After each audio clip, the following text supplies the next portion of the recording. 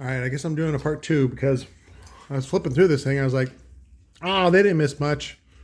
Nah, there's a couple of good gems in here. So back to that mullet. What's up, Wayne? Competition fever in black and white doesn't really do such a good thing. Physics Astro.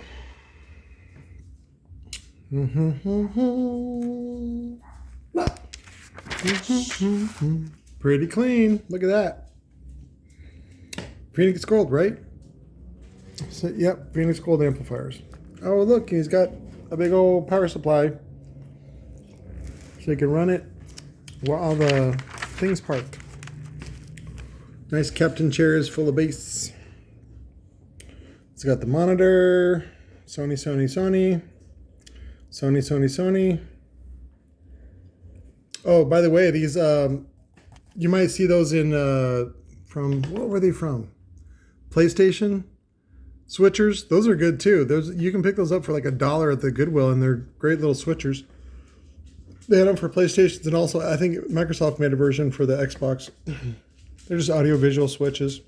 But if you buy it from an audio company, all of a sudden it's worth, $100. It's the dumbest thing. So they used ADS speakers, Boston Acoustics woofers, and then of course the Phoenix Gold amplifiers. And then he put Plexi on the bottom. Yay, good job. What was this? Arizona Gold? Pro Gold. What is this? ICM Industries out of Scottsdale. The fuck are you advertising? Oh, good Lord. And a black and white ad, dude? Come on. Spend some money. Kicking it. Tiota. Cool. Clarinon. Kicker. There we go. That's in the bed. For a second there, I thought that was the Mexican flag. I was like, oh, cool. But it's not. This guy is a shop owner, installer, Pro Audio Center, Florence, Mississippi. On a kicker amps, kicker subwoofers. Kicker. Kicking it. That is Dave Fishman Rivera, acting silly. Cool guy. Wigger and a wife beater. Some other guys. Hot chick. God damn, her vagina's hanging out. I guess that's the point, though. You're like, oh, look, a pussy lip. There you go, some skin. Whole bunch of horny dudes waiting to fill some bass. Wayne with a color mullet, so like he's a fucking DJ at an EDM concert. Fultron, trust your ear, not your rear. This guy's cool. Like, you want to be cool? Put your head on backwards. I listen to my music. I buy kicker. Kick ass. Cabin fever in a little mini truck. Looks like some Rockford amps. Space limited is no problem in this SPL monster.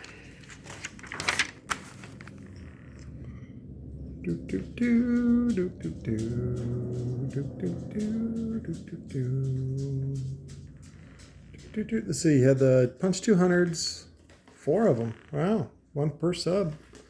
The audiophile 12, which really cannot handle that. But the Punch 200 was really only a 500 or 600 watt amplifier. But anyways, this is what I wanted to show you. This was the woofer that I owned in 1996.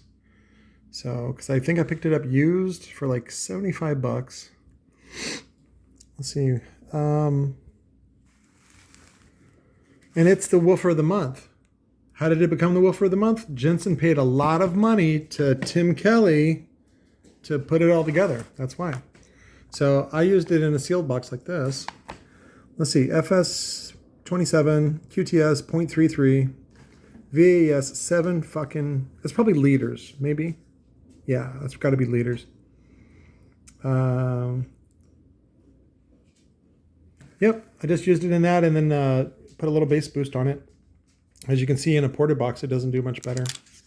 So, nope. VAS given was 4 cubic feet, and then actual was 7 cubic feet. That's because it has a small magnet, which makes it good for sealed boxes. And then you just compensate using a bass boost. So, and then it actually shows a dual reflex bandpass, which again, I cannot tell you how terrible bandpass is. The reason is you end up listening to ports, which are a facsimile, a representation of what the woofer is actually doing. So number one, they limit the SPL and what the woofer can do, and it turns it into just an air pump. And then you're listening to the vents on both sides, and it ends up doing something like that, which is cute and all, but you could do the same thing. You just go like this. Boom. Guess what? It's in a sealed box. Same thing. You go, oh, but it has high pass? Like what the fuck? You don't need all that. And then this takes up twice as much space. So, and then of course I pointed out in the Hexabase video that the problem with this is that you lose a huge amount of response from the cone. And this magnet is not very responsive. There's not a lot of horsepower going on in the first place. And so now you're hamstringing this fucking woofer in what it can do, just because you're dumb and don't know any better about bandpass boxes. The bandpass boxes are stupid. And so this is like putting a transformer on the outputs of your amplifier. Can you do it? Yes. Does it do something? Yes, but at a great sacrifice to performance. So it's not really a good idea. But I know that's not going to stop a lot of dummies, right? Because trying to stop stupid people is like fighting a fart in a dust storm. You can fight all you want, but it's not going to do you any good. So I just try to do my best, right? You can tie up your horses, and that's all you can do. If somebody wants to steal it, they're going to steal it. Ultimate, which I thought was actually related to profile, but I'm not sure. Handcrafted in the USA. What does that mean? I don't know, but that hot chick's looking at you. Looking at you. It's like if you're a real man, you're going to buy it. Bodybuilder's bad boy. So that's not where the girl belongs, bro. Just so you know. I mean, unless you want to hang out with the gym and look at each other's dicks. It's cute. Soundstream. Match, match, match. And then that's it. I think, yeah. And then it goes on to changers. Like the old tape player with the disc changer. So the best of both worlds. So lots of that. Again, whatever. Whatever's. Targa. Targa, I told you about. Urban Audio Works was a sister company. Oh, this is just an advertisement for Sport Compact Car Magazine. And then the stupid AccuVolt. And then give it away now. I think they're quoting the Chili Peppers on that one. Bazooka Duka. There you go. 4 bazookas. What? Head unit sticking out. What? There you go. And then that ad again. Ours. This one has so much more displacement. Oh my God. And then the stupid thing. And then the dealer directory. And then the regular folks. This is like the freshman part of the yearbook where it's all in black and white. Even though I'm sure the installs are great. These are from, what is it called? I don't want to say customer submissions because they're not a customer, but like just regular Joe submissions.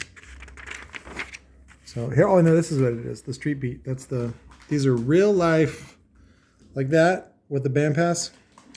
Real life, real people, real installs. There you go. And people get real world. And then of course, then they did music reviews, which I thought this was great. This was Ball Hog or Tugboat. It's 2 gentlemen wrestling. Very white. What is that? The grabbers? Or maybe the pussy grabbers? Then of course this, oh my God. Wonderful movie. Highly, I highly suggest you watch it, but make sure you watch the director's cut. It is completely fucking different. And it's nobody's ever going to make a movie like that again. Nobody. Wonderful movie. Wonderful. One of my favorites. So, Gary Oldman's performance is insane in that. So, but Vitology, that tells you how old this is. From the Jam of Pearls. Ferrofluid makes you jump with pants on. And then the final word, blah, blah, blah. Thief or thunderstorm. I don't know, but your fucking car alarm is going off. And then upside down. What? It's upside down. Get your own Bass Cows from Hell CD. Nice firm fit girl. All other amps are dog meat. Dog meat! Is that like meat for dogs, or like you've ground up a bunch of dogs and served it as meat? I don't know. There it is. Bass Cows from Hell. Actually, there was one done by Boston Acoustics that I bought. But I think it was only like $10, which I thought was reasonable. And it was a bunch of tracks that you don't normally hear. And I'll see if I can find a link to it on probably like Amazon or something like that. And I still listen to a lot of the songs that are on the track. I forget the name of the album, but it was pretty cool. It's just a compilation album, but it had some neat artwork. It had something to do with depth or whatever. But anyways, I'll share that with you guys too. Other than that, again, most of audio is just rebranding, rebadging of the same old shit. You know, like even SoundStream. If you look in the background, having a blue PCB saying made in the USA, and then having these bolts go through to the heatsink to hold the FETs down. ADS actually did the same thing too, but you know, it's just unusual. That's all. It's not that it's anything special. It makes it a pain in the ass to do service work on it because you got to take the whole fucking board out, and that's why Bernie Boland had it right when he designed or helped design. I don't know how much of participation he had, but the old XTR all the way up to the HCCA-R. I think it was the Pop Tops. The Pop Tops were the last ones to use FET bars, one whole FET bar. And then after that, they used the clips that were heat sensitive. When they would get hot, they were curved, and they'd have a metal memory, and so they'd press harder if they got hot, which that was a cool feature. Of course, they didn't invent that, but it was a cool feature. But I think they got rid of that real quick because it wasn't quite working the way they thought it was. And then they moved to the shitty, I call them asshole clips because they're fucking hard to work with, but they're better because they clamp down. And then finally, the whole industry got rid of those stupid pressure clips, and they just do the single FET bar hold down. It's like this big, and it holds down 2 FETs, and that's it. That's all. That's the only job it does. Other companies like Alpine, if you look at the FET right there, that little hole, that's what that's meant for, is to run a screw through there. And so what Alpine would do is they would run an individual screw into each one. The only problem with that is that if you didn't insulate it or use a plastic screw, something that was non-conductive, you'd short it out. So it's like you use one individual screw for the FET, but it's a plastic screw, so it doesn't have a lot of hold pressure. So I don't know. The best way is now is what everybody uses, which is just one FET bar for 2 devices. And somebody was asking me the other day, they're like, can you put a different amp in a different heatsink? And I go, yeah, I've actually done that. I did back when I had plenty of time to burn. I put an Orion HCCA 225 in a punch 200 black and grind heatsink, or it was maybe it was 250 or whatever it was. And it was actually a prototype heatsink that Junior had gotten me, Dave Fenema Jr., and it was copper clad, which I thought was really cool. They had clad the inside of the heatsink to see if the copper cladding aided in heat removal. So, but then they ended up, I think that's when they finally switched to Mesa, which is a substrate heatsink. It's a heatsink within a heatsink, but it's bonded by solder, which is fucking tits McGee. So what ends up happening is each device heatsink ends up being this big. So for each device, so it's not that The bond is great because it's a solder bond, but then it makes the heatsink much bigger, and then you apply, and it's also a copper substrate, which of course transfers heat really, really well. And then you have that heat sinked in out to a regular aluminum heatsink for final dissipation. So, but anyways, I love you guys. That's part 2. I had lunch. I'm going to go out and see if I can put together a video for you guys to look at the new dust cups I just got. I'm hoping that I'll get my voice coils in, because I have like 200 P3s that I need to build out, and I've been waiting on voice coils for those. So I love you. See you later.